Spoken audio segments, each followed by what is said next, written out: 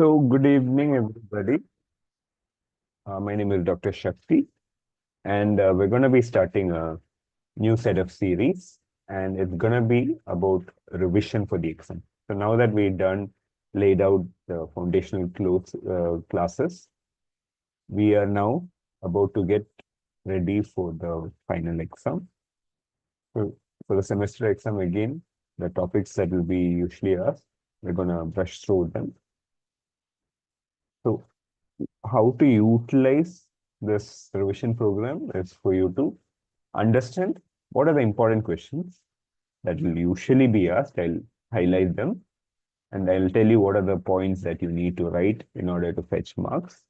If diagrams are needed, I'll show you that. So essentially, this is in a way to revise and understand at a quick glance what are the important points and questions you need to focus on rather than covering the entire thing, and also understanding how to write the exam. So the thing in physiology is it's always important to use flowcharts, diagrams whenever you can. It helps a lot. Use bullet points when you write the answers and look at the marks of the question. Based on the marks of the question, decide how much you have to write the answer.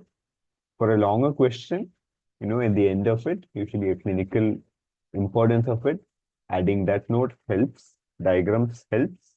Okay, so these are some general points that is going to help you get better marks for the exam. And always better to jot down in points. So let's just take a look at some of the questions that can come from today's topic, General Physiology 1.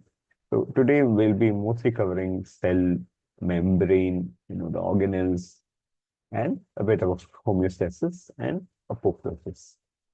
So you can see here, one question, discuss the concept of homeostasis and its critical role in maintaining physiological balance within the human body. Include detailed examples of systems and mechanisms involved, such as temperature regulation, blood glucose. The same question, when you get this question, by the end of the year for your final exam, you'll be able to give a much more detailed description because you would have completed all of the systems. At this moment, your knowledge might be a little limited regarding that. So it'll help you out with understanding what to write for this. Then we have other questions like describe the structure and function of cell organelles. So the next set of questions is what are the different organelles? Draw a neat label diagram of the cell. Then specifically as a short note, what are the functions of Golgi apparatus? What are the functions of endoplasmic reticulum? What are the functions of mitochondria? And sometimes questions about peroxisome can come. So these are the four main organelles they might ask you in detail, that is mitochondria, your endoplasmic reticulum, Golgi apparatus, or your peroxisome. Okay. Apart from that, the other question that can come is the diagram of a cell. And you can sometimes get questions like this, asking one or more extra things added together. And then next set of questions is explain the components and the functions of cell membrane. So this is a very important question, often asked.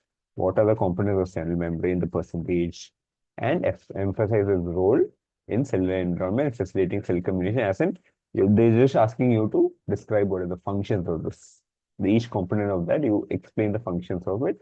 That brings about the answer for this. Outline the significance and mechanism of cellular compartmentalizing in maintaining efficiency and specialization within cells. So this is essentially what the function of cell membrane does. Then what the function of each of these specific organelles does, and how each of these functions are separate from each other. So this is what it is trying to tell you. This how your cellular compartmentalizing is differentiating your extracellular fluid and intracellular fluid, and how each of the cell in the organelle is separate, and you have to explain how it acts differently, but in the end, one together. So for that, again, it is the base of that is these two and these 3 points together. And you'll have to put it together and write an answer. And then again, another question, what is the role of plasma membrane?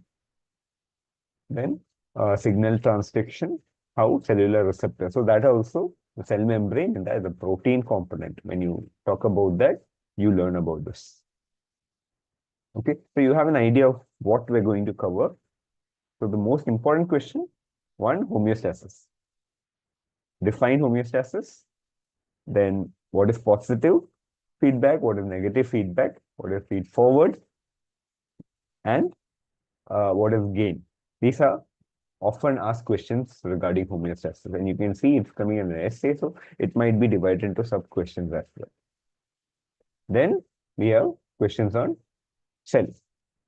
The cell structure, the diagram of it, of a cell, the organelles, endoplasmic reticulum, Golgi apparatus, mitochondria, and peroxisome. Then you go to the cell membrane, where you have to talk about the functions of cell membrane, you have to talk about the components of it, that is either the lipid, protein, or the carbohydrate. It can come as a full question, or each of it can separately come. Like, for example, what is the function of protein in the cell membrane? Okay, so these are the various things that we'll be discussing today. So we'll just do it in a simpler fashion based on previous classes which we've taken in the foundation course. You can see here, if a diagram of a cell is asked, these are the various components that I want you to draw in a cell. You can start off with, over here, cell membrane like this. Okay, then you draw the nucleus, then the nuclear pore membrane complex, which is over here like that. We have the nucleolus and the chromatin network, which is there. Around it, you draw the endoplasmic reticulum and you put the ribosome, so the rough endoplasmic reticulum, and you also draw the smooth endoplasmic reticulum. Then beyond it, you draw the Golgi apparatus like this. It has a cis side and a trans side, and you see vesicles coming out of, budding out from that. Then you also draw your mitochondria, a double membrane structure of your mitochondria. Then you draw a structure of peroxisome, that is also a double wall membrane with inside some uric acid crystals. This will be a peroxisome. Then these vesicles that you see budding off, these vesicles through endocytosis will go form endosomes. These endosomes, so initially late endosome, early endosome is there, that becomes late endosome, that will form a structure called multivesicular body. Okay, so you can see here early endosome, late endosome, and a multivesicular body. And sometimes parts of it can come outside, and that is what we call exosomes. Okay, so we have the nucleus, the endoplasmic reticulum, rough and the smooth, mitochondria, the peroxisome, Golgi apparatus with its cis and trans. Then you talk about the early endosome, the late endosome, the multivesicular body. Apart from that, we have the cytoskeletal structures. So for that, you can start off with your centrioles, and you have the microtubule organization, which is there, which has two sides actually. One is astral and one is kinetochore. So positive and negative. And this is how microtubules are arranged. And what is the importance of this? For transport across different parts of the cell. So these are the major components that you need to draw when you draw a structure of a cell membrane. So this is the first question. With a neat label diagram, draw the structure of a cell membrane. This can come in 2 marks, 3 marks, like that. They wanted to be a bigger question. They'll ask you with the neat label diagram, draw the structure and of a cell and describe the functions of each of them. Then you'll have to describe the functions of each of them separately. Or a short note will be asked, in which scenario they'll ask each of them specifically. So the important ones are what we have to deal with, which you should never go without studying. One is your rough endoplasmic reticulum. If they ask you what is the function of rough endoplasmic reticulum, what are the points you have to write under that? One, it is important for protein synthesis. So after transcription, the translational process takes place where? In the rough endoplasmic reticulum. And one of the steps is your cleavage of your pre-pro hormones to pro hormones. So in various steps, initially a pre-pro format will be there. That will be cut into giving you a pro form. That will further go to Golgi apparatus and then packed in vesicles. So this pre-pro form will be cut to pro form in the rough endoplasmic reticulum. And after translation also, post-translational modifications needs to take place. What are these modifications that rough endoplasmic reticulum does? One, simple glycosylation. More complex ones are by Golgi apparatus. A simple glycosylation, hydroxylation process. Different forms of disulfide formation. So disulfide formation, what does it do? It helps in folding proteins and help it attain your tertiary structures. And it can also add GPI linkages. So post-translation modifications like simple glycosylation, hydroxylation, disulfide formation, tertiary structure formation, and GPI linkages. This is your rough endoplasmic reticulum. Apart from that, your smooth endoplasmic reticulum, what does it do? Your smooth endoplasmic reticulum is very important with steroid synthesis. So protein synthesis was what we are talking about in rough endoplasmic reticulum. Smooth endoplasmic reticulum is important for steroid synthesis, not only for synthesis, but it also helps in detoxification of various substances. And apart from that, your endoplasmic reticulum in certain specialized areas like muscle can act as your calcium reservoir, for example. And it is also postulated that your endoplasmic reticulum plays a role in formation of peroxisome, the organelle biogenesis. So if a question is asked, what are the functions of your endoplasmic reticulum? You have enough point for this. We talk about the rough endoplasmic reticulum, protein synthesis, conversion of pre-pro to pro, post-translational modification, what all it does. Then you talk about your smooth endoplasmic reticulum, how it helps in steroid synthesis and detoxification. You talk about muscles, how it acts as a calcium reservoir. And then you talk about your endoplasmic reticulum helping in organelle biogenesis, especially your peroxisome. So that is the point that you need to write if rough endoplasmic reticulum is, or any of this endoplasmic reticulum by itself is asked as a question. Then, if Golgi apparatus is asked as a question, now we have to talk about more complex glycosylation. It does complex glycosylation. Sugar transferases are added. Okay, sugar groups are added to it. So your glycosylation, and as we were talking about it earlier, pre-pro, after that it goes to Golgi apparatus, and your pro will be cut, and your final active enzyme or hormone, whatever it is, will be packed and sent. So this packing of vesicles, budding it off, that is a very essential step and function of Golgi apparatus. So in that, two secretory pathways can be talked about. One is a constitutive pathway, one regulatory pathway.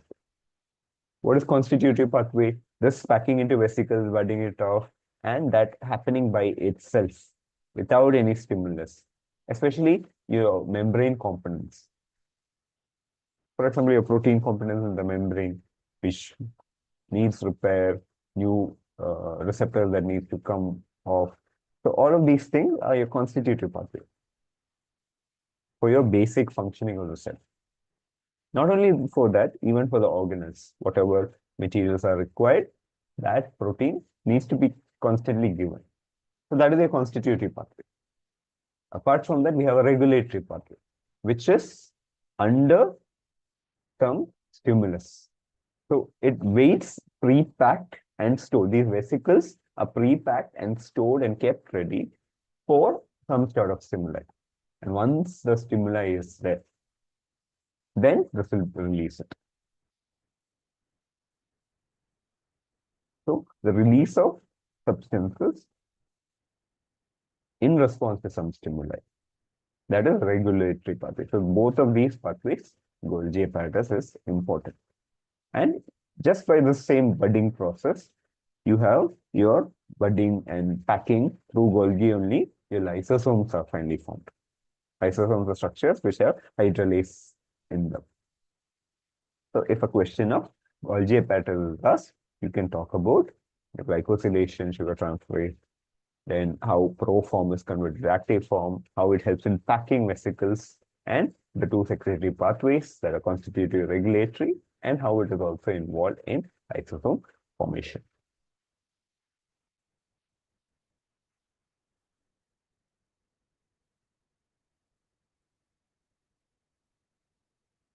Just gonna mention lysosome and peroxisome.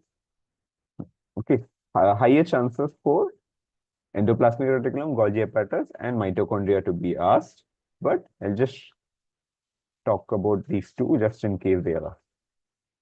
So lysosome, again, we were telling it is budding off from your mitochondria, your Golgi apparatus. The peculiarity of lysosome is there is a hydrogen pump because of which pH is acidic. Especially important is the presence of hydrolase enzymes, which are their RNAs, DNAs, phosphatase, glycosidase, aryl sulfatase, collagenase, so many of these hydrolases are involved in lysosomes. Okay, and this is something you learn in biochemistry. When lysosome has certain deficiencies, lysosomal storage disorders can come. Just some examples of certain lysosomal storage disorders. So if alpha galactosidase is not there, you have Fabry's disease. Beta galactocerebrosidase is not there, Gaucher's disease. Hexosuccinidase is not there, Tay-Sachs disease. And then we have the peroxisome. So peroxisome is a structure again which has a membrane outside like this, and at the center of it you have urate crystals, and you have the regular lipid bilayer like this, and inside that we have a urate crystal which is there. What is the importance of this? This is very essential for neutralizing free radicals. Whatever free radicals are there from outside, it will take it, neutralize it. And this is a safe environment. One of the steps that is involved here is the free radicals, for example, are converted to H2O, peroxide. The peroxide cannot easily exist outside. If from outside you do this, this peroxide can damage substances. So what does the peroxisome do? It helps take free radicals inside, then converts it to peroxisome in its closed chamber, where it is safe to do this, and then utilizes in various ways and removes it. So this is a safe environment to produce peroxide and help neutralize free radicals. It is also involved in metabolism of various substances. One, you have the uric acid. That's why you have these urate crystals over here. So this is a very important uric acid. Apart from that, even in parts of your lipid metabolism, amino acid metabolism, peroxisome are coming. In case, this is another question that is asked. So one difference is hydrolase is not there in peroxisome. They are there in lysosome. I've seen some MCQs come from them, that is why I'm just mentioning it. The next important question from organelles is mitochondria, the last one. So in mitochondria, the question is asked, what are the things that you have to write? One, it is important for oxidative phosphorylation. So that is where you have to talk about your chemiosmotic model. You have your 1, 2, 3, 4. These are the various substances. This again you learn it in your biochemistry. So we have the NADH here, succinate, dehydrogenase, ubiquitin, oxidoreductase. Then we have the ubiquitin, cytochrome C oxidoreductase, and cytochrome C oxidase. You just have to think of, what is next and what is before. Then it is pretty simple to understand.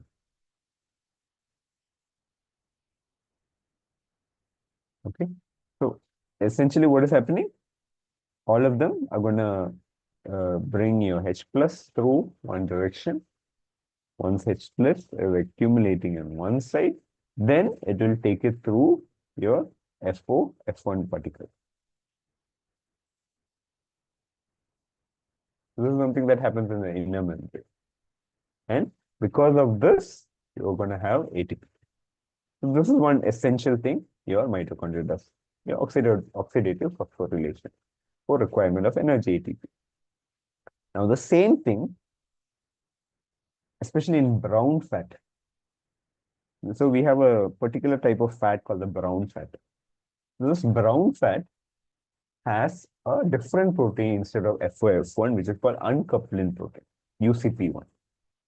So this UCP1, what it does is, in the same way H plus goes on one side, and instead of going to your FOF1, it will go through this UCP.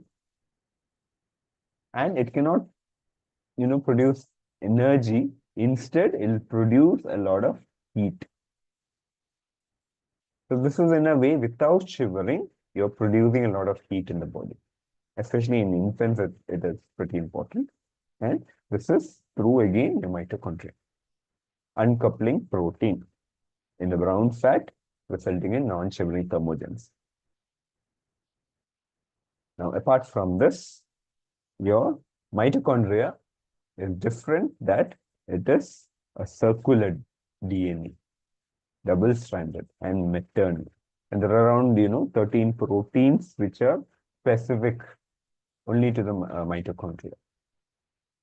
So that kind of pattern is also present. Mitochondria is also important in detecting cellular damage at various levels in order to start the process of apoptosis. That is a programmed cell death. So a programmed cell death that can be initiated by detecting changes through usually internal signals, especially a MPTP protein that you find in your mitochondria.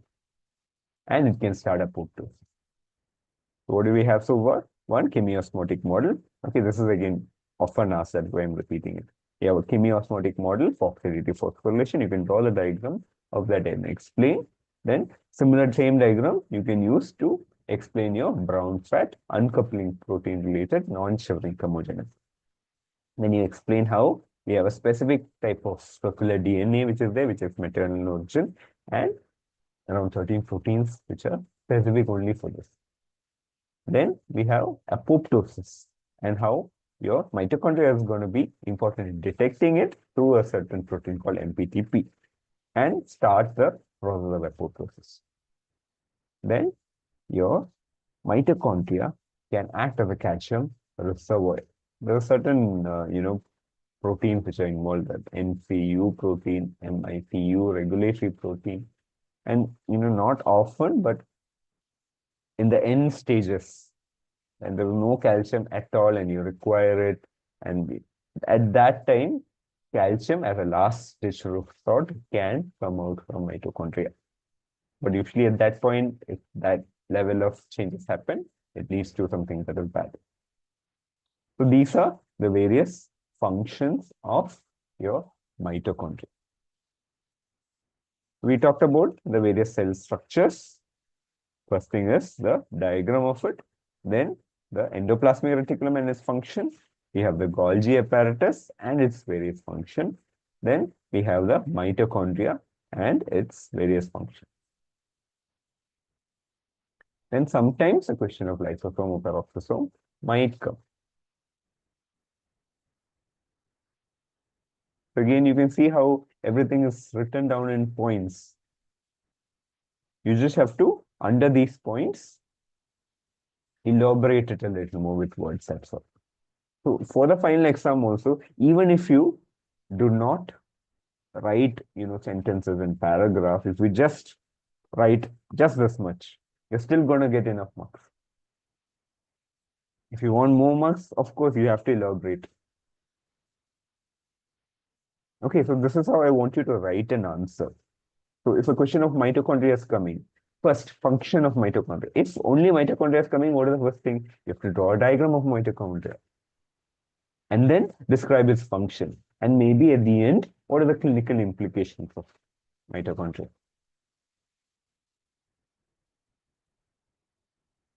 If functions of mitochondria are separately, then you start off like this.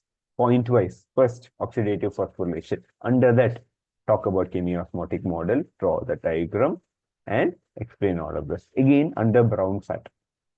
Again, you draw the same diagram. Instead of FOF1, put the uncoupling protein. Then your mitochondria. Talk about the circular DNA. Then apoptosis.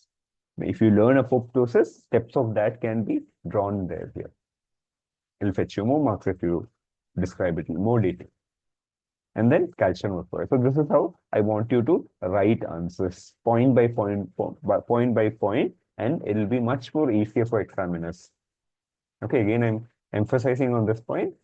No examiner wants to read, points and, whole pages.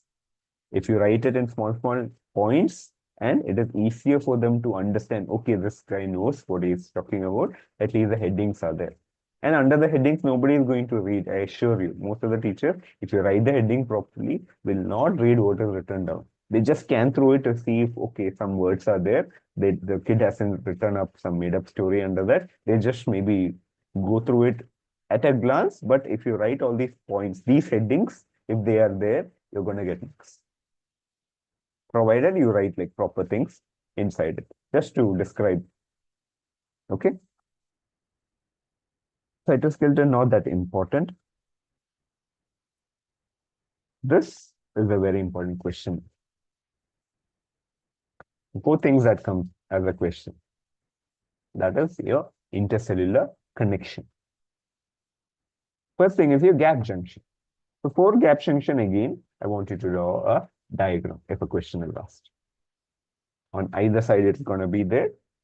Each of these are called your connection. Each of these units that you see, these are called connection. And then adding up together to form a connexon. And connexons on either side together, join together. On either side of them. Or of the cell, different cell. Okay, this is one cell, this is another cell, and they come join together to form what is called a gap junction. So you draw the diagram, explain what is the different components. Next, talk about what is the function of this. One, transport of ions between the cells. It can act as a sort of synapse. Again, why? Because ions are being transferred across. And hence, it can act as an electrical synapse carrying information across. And certain ions that come in and out through these gap junctions can result in signal transduction, can relay information go down, and that ion can open up some channel, for example, and result in changes in the next cell. So signal transduction is also one of the functions. So under gap junctions, you draw the diagram and you explain these are the functions. Okay, nobody is going to ask you just gap junctions by itself. Usually, what are the intercellular connections? In which scenario? For a longer question, you'll have to talk about your gap junction, your ethering junction, your desmosome, your tight junction. This is generally the question. Okay, or like just 2 marks, they might ask you, describe the structure of gap junction and what is the function of gap junction. Like that, they might ask you a question. Next is ethering junction, but I always prefer comparing ethering junction with the desmosome. So how do you do that? So if you look at one cell here, another cell over here, These are two cells. They're connected together by a transmembrane protein. What is that transmembrane protein? A cadherin. A cadherin transmembrane protein. And they are linked to each other with the help of calcium. Now, this cadherin is attached to another protein which is called catenin, beta catenin. And that is attached to actin. So, a cadherin attached to an actin. That is what you call a adhering junction. Similar to that, there's another structure. You see a cadherin, just like that, a cadherin is there. But instead of catenin, it is attached to a plaque. And instead of actin, it is attached to an intermediate filament. So the same cadherin, but instead of actin cytoskeleton, it is attached to an intermediate filament. Then it comes what you call desmosome. What are the functions of these adhering junctions? They form a monolayer. Make sure that the cells always stick in a monolayer and do not, pile up like this and become disorganized. Instead, it should always stay in a monolayer epithelium. Otherwise, when stuff like this happens, then what will happen? This is the start of tumor. And this can bud off and go away. And that is how metastasis happens. Spread of tumor. So to prevent stuff like that from happening, this adhering junction is pretty important. And we have the desmosomes. Again, what does desmosome do? You have cells like this. Imagine somebody comes and pushes you from here and gives some sort of shear. It should be able to resist it by holding on to each other. That is essentially what desmosomes do. Helps protect against shear stress. Now, if you replace in the same thing, adhering junctions, cadherin is replaced by something called integrin. So this is more in line with outside. So this interaction won't be like this anymore with another cell, but instead it will be reacting with something which is outside in the extracellular matrix if an integrin is formed. So actin through an integrin connecting from one cell to the outside extracellular matrix. That is what is called a focal adhesion. Again, a desmosome structure with an intermediate filament instead of through cadherin is combining and giving information from outside to the extracellular matrix through the integrin is what you call a hemidesmosome. So both focal adhesion and hemidesmosome is no longer cell-to-cell adhesion, but is usually interactions and communications between a cell and the extracellular matrix. I'm again emphasizing on this because I always see MCQs or the fill in the blanks based on the pattern of your exam. These are often asked. And rightly so, because it's a little confusing. It's easy to make questions from this and confuse students. Okay, for MCQs, fill in the blanks always comes from these topics. Okay. And last of these is what you call tight junctions. So in tight junctions, what do you see? We have a transmembrane protein. Earlier it was cadherin. Instead of cadherin, it can be either a claudin or an occludin or a junctional adhesion molecule. Claudin, occludin, junctional adhesion molecule. That is attached to something else called zonular occludin to actin. So what does it actually do? It regulates how much of paracellular flow is happening between two cells. So normally what will happen? Water transport along with some ions like sodium and all can not only pass through the cell, but can go from the sides. That is paracellular flow. So tight junctions determine how much of paracellular flow is there. If the tightness is very high, then it no longer goes through the paracellular route, instead forcing and relying on transporters which are there on the cell, that is transcytosine. So to make it easier for things to be absorbed through a membrane, you make it less tight. Tight junctions are made less tight to allow paracellular flow. But if you want it more complicated, you need to tightly regulate. Especially, for example, you need the influence of certain stimuli. Only then this transporter will be there. Otherwise, this transporter won't be there. So under certain conditions only, you're supposed to take this back. So some level of control is given to us by adjusting this tightness. So these structures are a transmembrane protein. It's Claudin occluding junction adhesion molecule attached through zonal occludence to actin. So these are your intercellular connections.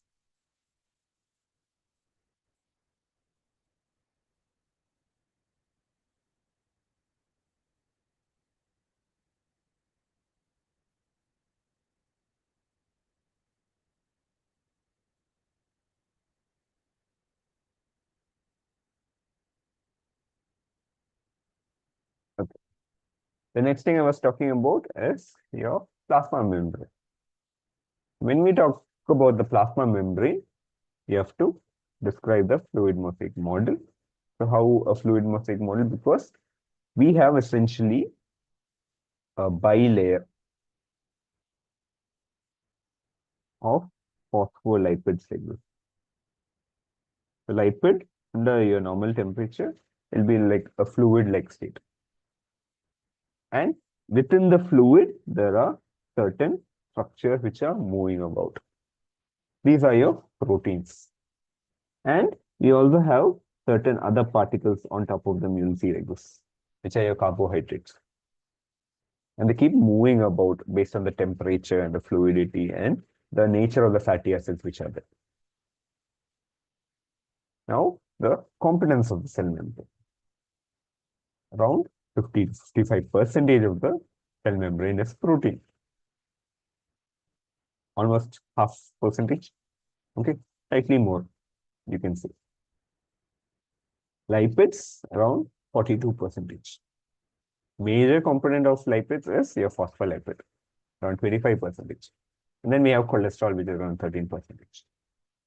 And then we have the miscellaneous foods. Carbohydrate comes to around 3%.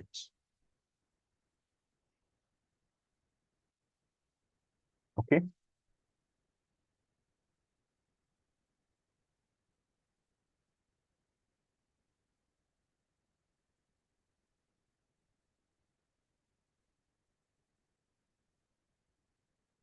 So first, we'll have to talk about lipid and what are the components of lipid we need to talk about over here.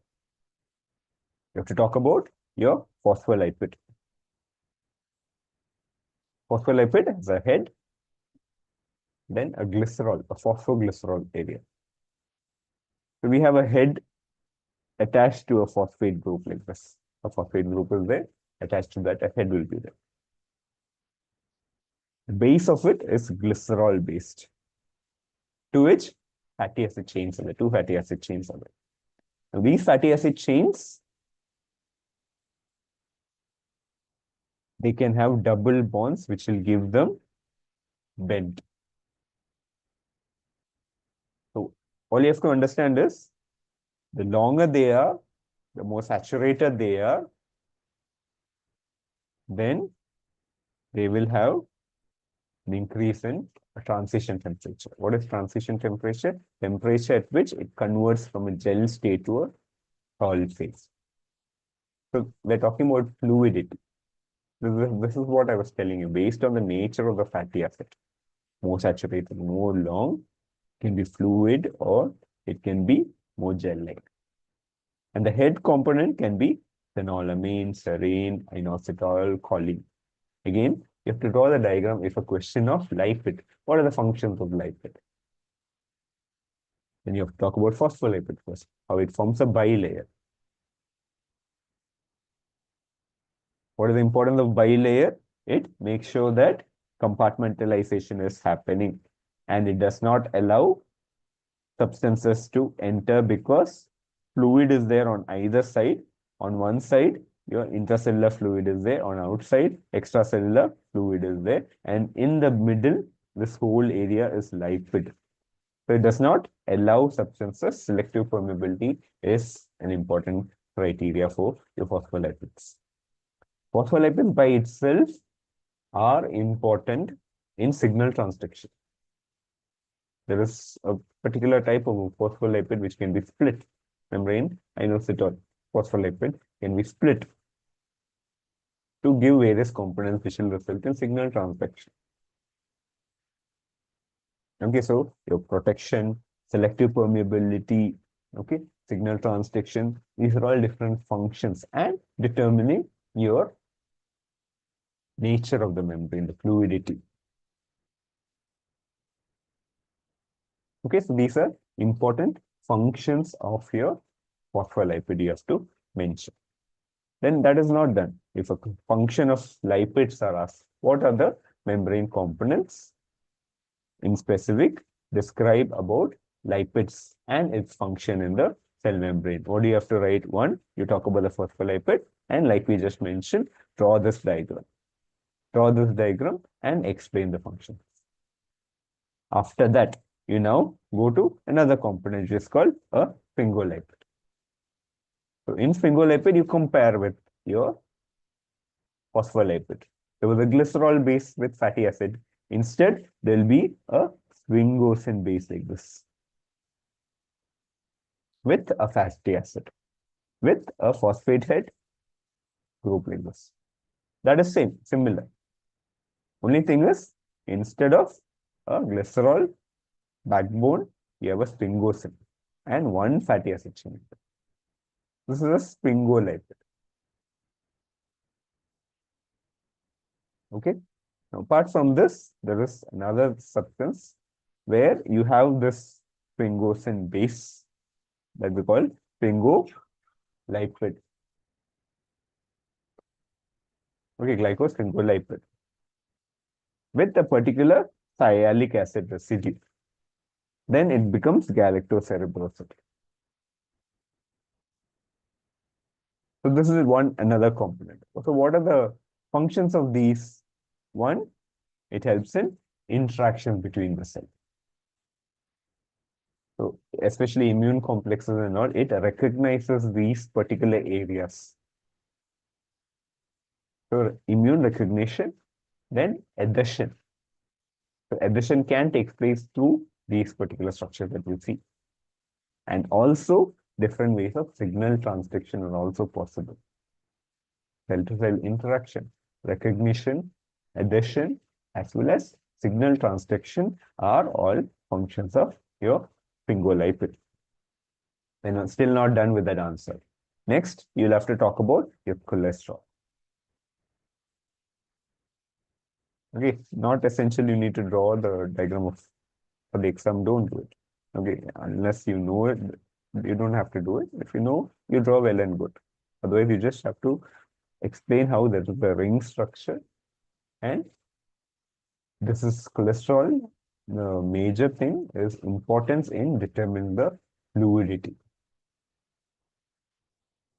So what does it do? When the concentration is high, fluidity increases. When the concentration is modest, fluidity decreases. And cholesterol has a peculiarity that it can affect the temperature. So at high temperatures, the fluidity increases, and lower temperatures, it decreases the fluidity.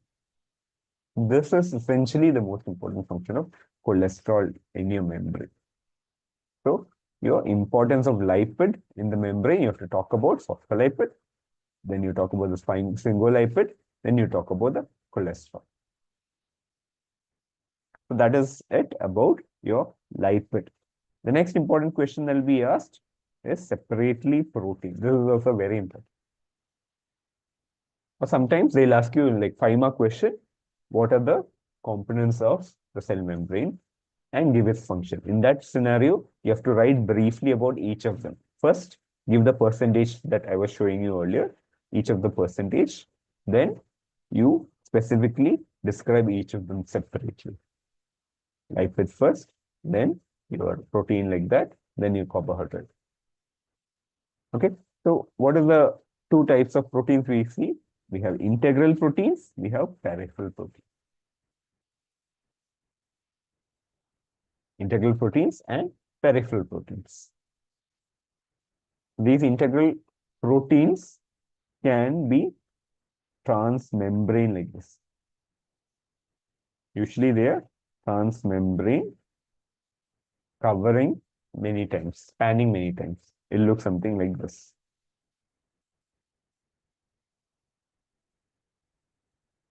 Now, what are the functions of these? One, it acts as a ligand receptor. So can you see this example over here? A ligand can come attach over here, resulting in some configural changes inside and result in some signal transduction. So this diagram you can just draw. This is an example of a 7-membrane spanning receptor. Okay, like I was showing you here, it's 3-dimensional representation of what you have here. You can either draw this or this, up to you. You draw one diagram like this, and under that, you explain how this acts as a receptor. This is a protein structure which is there. Then remember, we were talking about your cell-to-cell interaction. So under cell-to-cell interaction, what were we talking about? We were talking about many integral proteins. Remember cadherin? And we were talking about your tight junctions. Before zonofluorescence, we were talking about how that is attached to certain other molecules. Claudin, occludin, junctional adhesion molecules. So these are all examples of transmembrane proteins which are helping in cell adhesion. What are some examples? Your cadherin, integrin, then claudin, occludin, junctional adhesion molecule.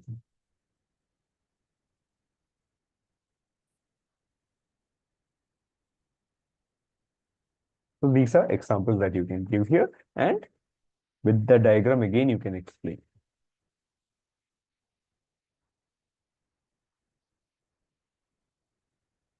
And we have talked about the functions also over there. Those functions also you can describe over here. Depends on the marks again. If specifically a question of describe the function of protein membrane and it is coming for say 5 marks, then you have to describe each of them in detail. Instead, if for a total of 5 marks, the entire cell membrane components is asked, then you don't have to draw, go in detail of each of them. Briefly, you describe everything. So it depends on the marks again. Okay, so this is considering, this is specifically asked as a separate 5-mark short note. Then the next function is transport. Transmembrane proteins can either act as a pore, a channel, a carrier, or a pump. With diagrams you can explain. So what is a pore? Pore is an ion channel. There are different kinds of pore which are there. So you can see here just an example of 2 tetramers. Potassium channel, pore which is there. So you can see here it is opening up. 4 subunits are there, and at the center of them, 1 pore is there. Or like how in aquaporins, it can be 4 subunits again, but at the center of each subunit, there's a pore. So there are different types. Okay, all of this you don't have to study for your exam. For your MCQs, this might come in the future, but for your exam, I think you just give this example and describe this. This much is enough. The other things not required at your UG level. Then we have the channels. Okay, you draw this diagram, explain how channels allow water to pass through. Water along with water-soluble substances, smaller water-soluble substances. Then we have carriers. The carriers are substances which transport substances across by configurational changes, usually down the concentration grade.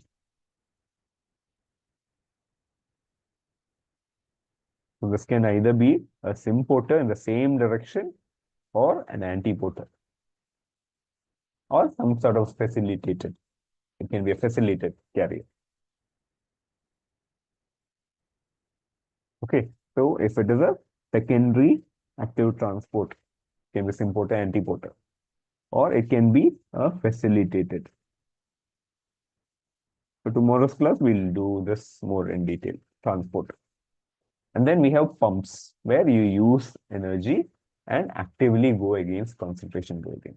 These are all substances which are proteins.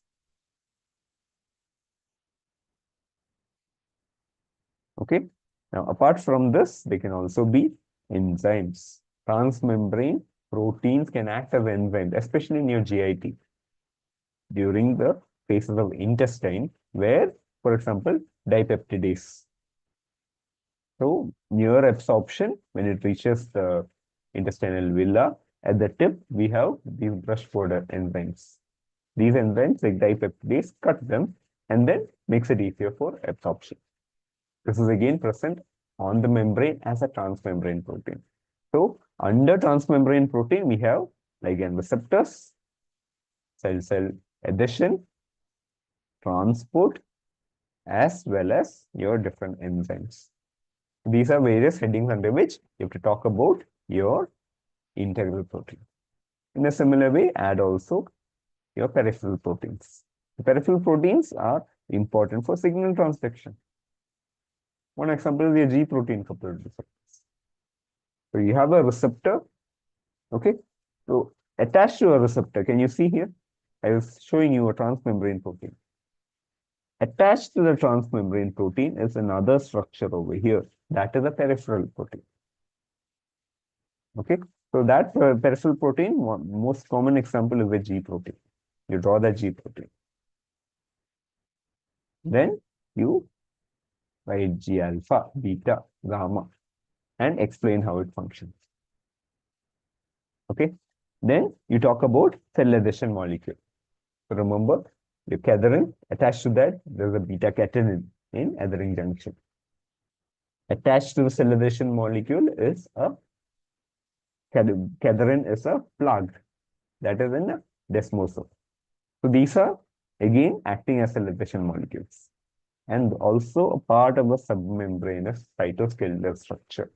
This is something you learn in your RBC. So there are certain proteins like your ankyrin. So this is a transmembrane protein, and then we have another protein which is there, like ankyrin. That ankyrin connects it to spectrum and helps maintain the stabilization of your RBC membrane. Okay, so these are the different points I want you to write if a question of proteins is coming separately. If a question of carbohydrate is coming, you just talk about how there can be either a glycoprotein, proteoglycan, or glycolipid. Glycoprotein means it's majorly a protein which has been glycated. Proteoglycan means it is majorly a carbohydrate which has some protein elements, or a lipid which has carbohydrate elements. Regardless, these are the functions I want you to discuss. One, it gives a negative charge to the surface glycocalyx. It results in cell-to-cell interaction. It can act as a receptor for hormones in your immune system. And another thing is, based on how much glycosylation is happening, certain channels, voltage-gated channels, can change the threshold based on the amount of glycation. So this can in turn affect the gating system of your channels by itself. So it can act as a receptor. It is important in cell-to-cell interaction. It imparts a negative charge and is voltage-gated channel. Okay, so these are important points that you need to understand about your cell. Now, lastly, we were talking about homeostasis. So under homeostasis, you need to understand what is a feedback mechanism. This is the most important thing. Under feedback mechanism, you can talk about a negative feedback and a positive feedback. What is the negative feedback? One example you can give like this. From the hypothalamus, some releasing hormone is released. Usually, one example you can see thyroid. In thyroid, thyrotropin releasing hormone is the hormone which is released from hypothalamus. That will stimulate pituitary. Pituitary will now release thyroid stimulating hormone, which will now go to the thyroid. Thyroid will now release T3 and T4. Now, presence of T3 and T4 will now go back and tell the hypothalamus and the pituitary to stop the release of this. So, in turn, it reduces your TSH levels. If enough T3, T4 is there, it will go back and tell the TSH to inhibit itself. This is an example of a negative feedback. When enough of things are there in the end, it decreases itself. That is an example of a negative feedback. Then we have positive feedbacks. In positive feedbacks, you can give examples of oxytocin, your voltage-gated sodium channels, or your thrombin in coagulation system. So when you learn your coagulation cascade, what you have to understand is thrombin, for example. Once thrombin is released, one of the things it goes and does is activates factor V. The activated factor V helps in complete activation. Also, thrombin can go and help in conversion and activation of your factor 11A directly. So in this regard, thrombin actually helps in your coagulatory pathway. In depolarization, initially your sodium comes in. Once it reaches a threshold, then voltage-gated sodium channels are activated. Once a few voltage-gated sodium channels are activated, more sodium comes in, which means the membrane potential even further goes up, which means more sodium channels are opened up, which are voltage-gated. And as a result of that, more sodium will keep coming in and it will in turn activate more. So this is no longer inhibiting itself, but more of it will make sure more of it keeps getting activated. So this will keep on going till potassium channels are activated. So that is your voltage-gated sodium channels. And then we have oxytocin. In oxytocin, what happens when the oxytocin, the uterus, for example, is stretched by the baby's head. Okay, the cervical area is stretched. That stretch will go up. And because of that, your oxytocin is released. That oxytocin will now make this contract, the uterus contract. With the kid inside, if the uterus contracts, the kid will push it more, which means more stretching, which means again more stimulus, which means more oxytocin. So this will keep happening until the kid is ejected out. So this is also an example of a positive feedback mechanism. And last thing, often asked as a question, that is why I'm telling you, is gain in the system. One example of gain, okay, because usually problems come and you have to calculate it. So say the mean BP is 100, it is 100. Now this person's BP has increased to 160 mean BP. Now your corrective mechanisms in the body through homeostasis have brought it to 120. Two terms I want you to understand. What is error? What is correction? What is correction? From 160, it brought it down to 120. So what is the correction? 40 millimeter mercury correction has happened. Then we have error. It's ideally supposed to bring it to 100. It was not able to. Instead, it was only able to bring it to 120. So how much is the error? 120 minus 100. So what is gain in the system? In any homeostatic system, it is correction divided by error. These are just some important things I want you to understand. What is gain? What is the positive feedback? Under that, what are the headings that you have to discuss? Negative feedback mechanism with example. Okay.